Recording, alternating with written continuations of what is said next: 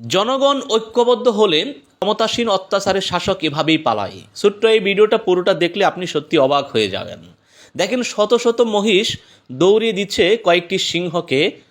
সিংহগুলো নিশ্চয়ই এই মহিষগুলোর উপরে আক্রমণ করতে চেয়েছিল, আর ওই আক্রমণ দেখে মহিষগুলো ছত্রভঙ্গ না হয়ে একত্রিতভাবে ঐক্যবদ্ধভাবে প্রতিরোধ গড়ে তুলতেছে। দেখেন, শত শত মহিষ, দেখেন এই যে দেখেন, এই যে দেখেন একটা মহিষ, এই দেখেন পিছনে শত শত মহিষ থাকার কারণে এই শক্তি, এই সাহসটা কিন্তু সে পেয়েছে। দেখেন, এই যে দেখেন সিংহগুলো কিভাবে দৌড়ে পালাচ্ছে।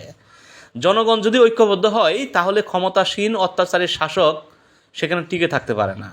দৌড়াইতে দেখেন, এই যে দেখেন দেখেন একটা মহিষ একটা সিংহকেও এখন প্রতিরোধ করতে সাহস পাচ্ছে, কারণ তার পেছনে শত শত জনগণ আছে, শত শত মহিষ আছে। এজন্যই ভয় না পেয়ে প্রতিরোধ গড়ে তুলতে হবে। অত্যাচারের শাসকরাও এভাবে পালাতে বাধ্য হয় যদি জনগণ ঐক্যবদ্ধ হয়। ঐক্যবদ্ধ শক্তি হচ্ছে মুক্তি। আপনি কতদিন আর অত্যাচার নির্যাতন সহ্য করবেন? তো সম্মিলিতভাবে প্রতিরোধ গড়ে তোলেন।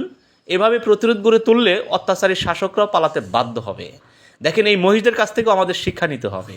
কথায় আছে, United we stand, divided we